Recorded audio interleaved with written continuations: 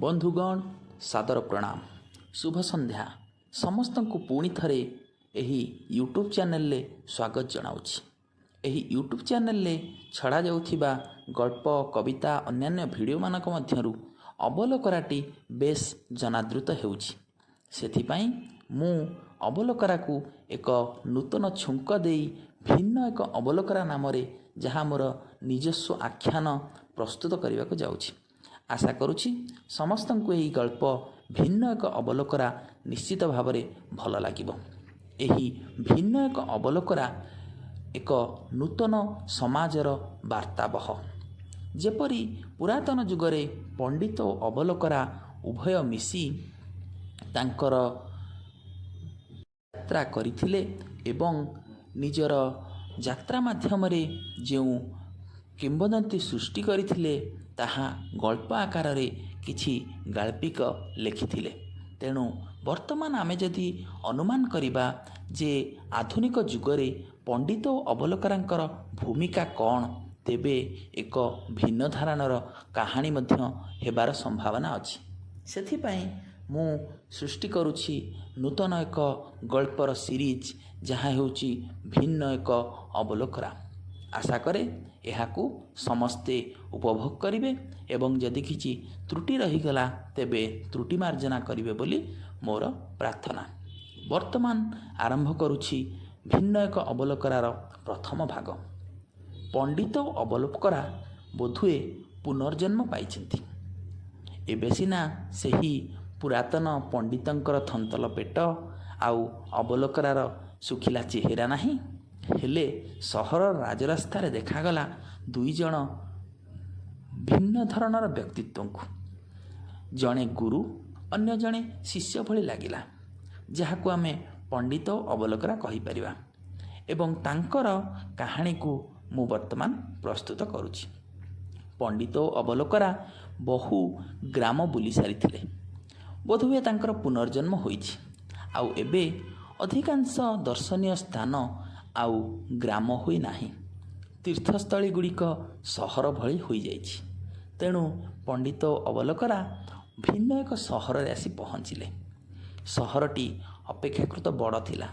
चारिआडे बड़ बड़ कोठा बाड़ी एवं रास्तार चली थाए लंबा लंबा 2 चकिया 4 चकिया 10 चकिया गाड़ी।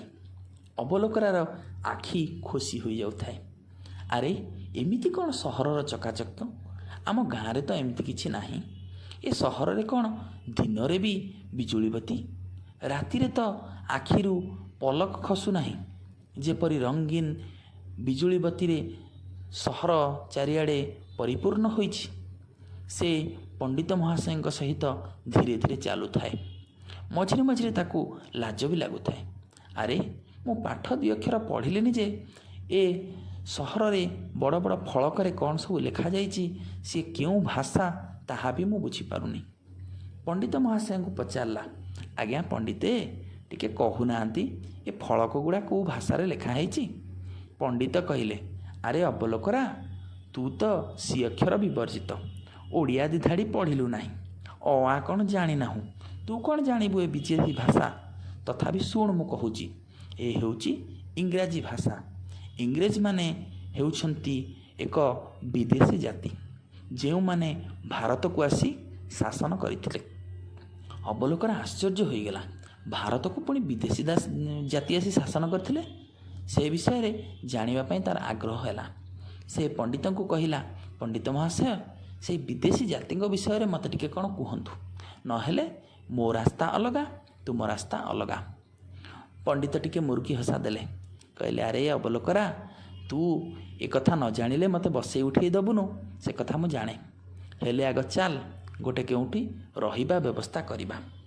आगरु सिना को गाँव रे अतिथिशाला एवं भागवत टुंगी कि को बदान्य लोकंकर घर थाए रहिबा पई।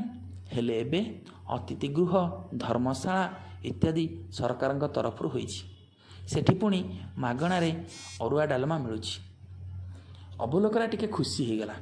कहला, अरे 5 टंकारे अरुआ डालमा ता संगे पुणी आचार पेट भरा खाइबा को मिलिबो। जा हेउ आज रातिटा आ रोषेई करिया को पड़िबनी। ପଣ୍ଡିତ ବି ଅବଲୋକରାକୁ ଚାହିଁ ମୁରୁକି ହସୁଥିଲେ। କହିଲେ, ଦେଖିଲୁ ତ ଅବଲୋକରା, ସହରର ଗତିବିଧି କେମିତି ବଦଳିଗଲାଣି। 5 ଟଙ୍କାରେ ବି ଏଠି ପେଟ ପୂରା ଖାଇବାକୁ ମିଳୁଛି। ଚାଲ ଆମେ ଏଠି ଧୁଆଧୁଇ ହୋଇ ଖାଇସାରି ତାପରେ ଗଳ୍ପ ଆସର ଆରମ୍ଭ କରିବା।